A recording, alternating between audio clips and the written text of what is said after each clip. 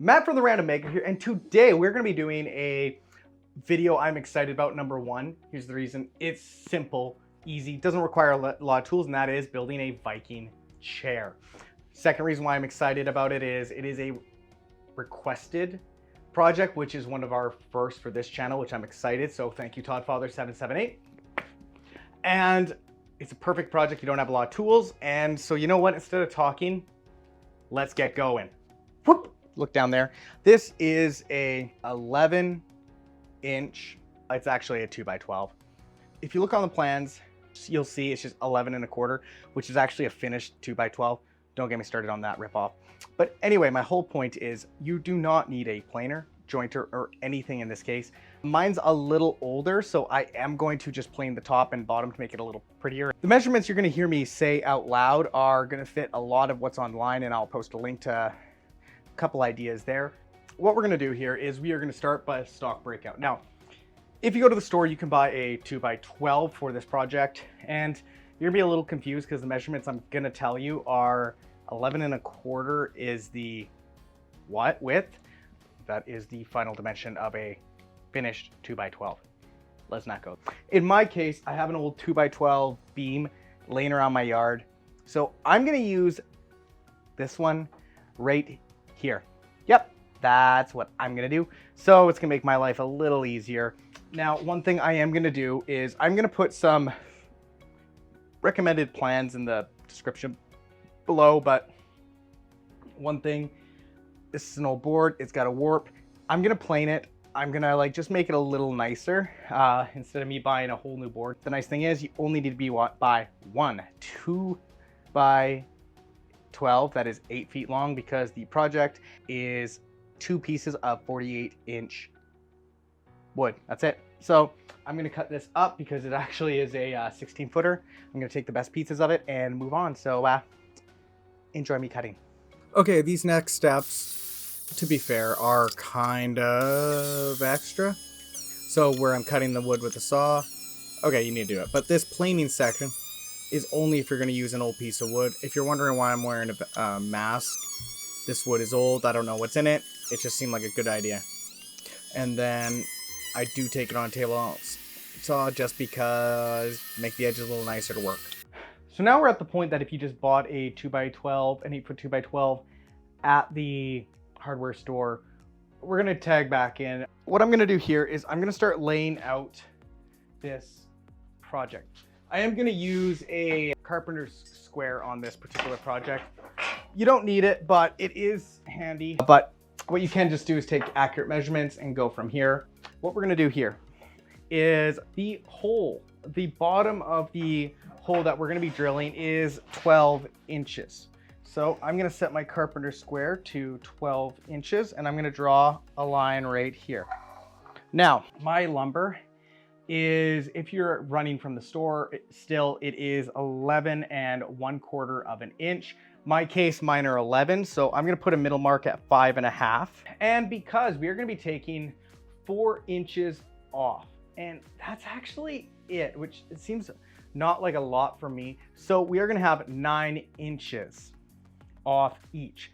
So all I'm gonna do to make my math easy, I'm gonna mark 2 inches on one side, 2 inches on the other. Next thing is I'm gonna triple check that we hit 1 3/8 inch. I'm just gonna knock my measurements out here to 3/8 and lock it on the 9. Boom. And then boom.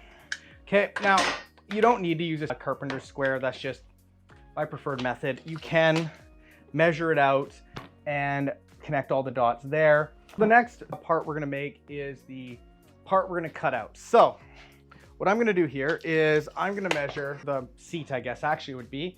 And the seat, in all honesty, is pretty simple. It's just 13 across. So this straight line is what we're not cutting.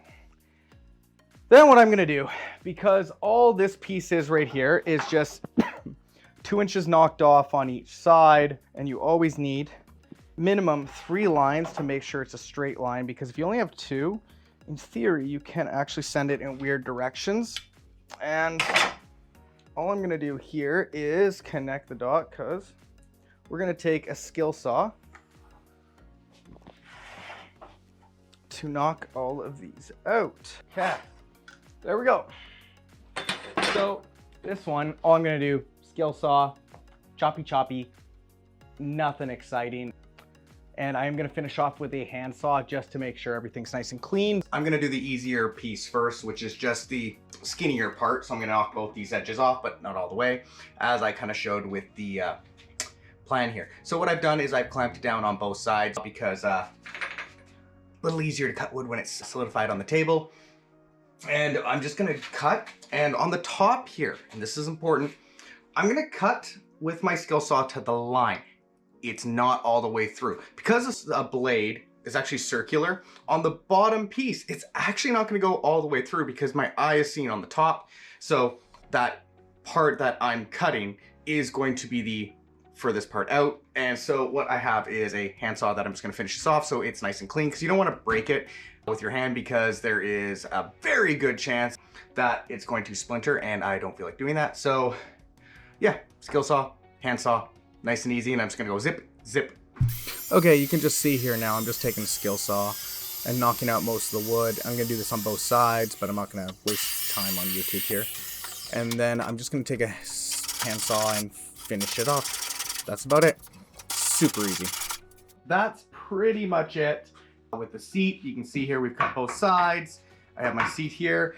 We'll sand it later, but that goes with, I like to do one sanding. So we're gonna put this off to the side now and move on to the other piece. One thing I am gonna do now, I'm gonna take this chisel and just do the outline of the hole. Now what this is gonna do is, because I'm gonna drill this side, and what can happen is the grain can tear, and the same with, because we're gonna remove most of the material with the chisel. And so all this does is it helps reduce, prevent, whatever the word you want to use, tearing, because on the top here, because I'm pre-cutting this grain. And for those commenting, you have too small of a chisel. Yeah, you're right. My big ones are right now out to get sharpened when I started this, and I'm smart. So we're just going to use this with this little guy here. Just takes a little longer with the way I'm doing it, but unfortunately, this is the way I'm doing it. And there we go. Next step, we're gonna drill this out. All right, so took a drill, I drilled everything out. Super simple. I'm gonna take the chisel and just knock off all these corners, edges, and fun times. So enjoy. It's gonna take a while, but whatever. It's not a big deal. So here's going to be the interesting part. I actually had a problem with the recording of the audio, so I'm going to have to do voiceovers and all this. So what I did here was very carefully, I just started to chisel out pieces of the material. As you can see, I'm going sideways and then cutting out to try and reduce the tearing. And that just took a while. Now, once I got it all out, I just started to clean up all the edges and make it as pretty as possible. Okay, just to make sure that it's not as square as possible, I cut off the edges just to give it a little bit of a feature. You can do a lot with this chair. This just, to me, seemed like an incredibly useful, easy way to make it not square. So yeah, your mileage may vary, but this was my preferred idea. Okay, this is me just sanding out with a rough piece of sandpaper to try and just even out all my cuts. This is the part I am not looking forward to, which is the sanding.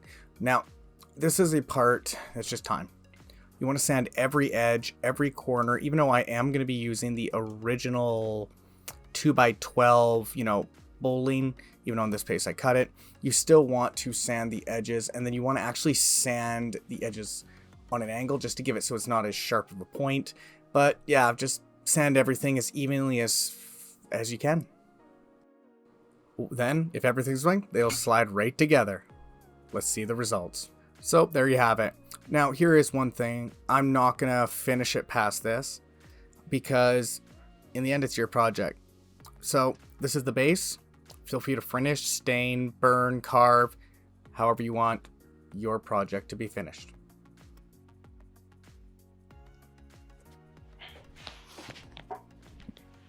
Oh, there we go. Wow, that is actually incredibly comfortable. take my word for it. Well, if you like the video, do us a favor, hit the like button. If you want to see more projects that you suggest that you guys want to see, put them in the comments below. If you want to see all the creative content or whatever the random maker comes out with, hit the subscribe button so you can get a notification on the entire process. How about this? I like to end any video with, it's Matt from the Random Maker saying, until next time, let's get making.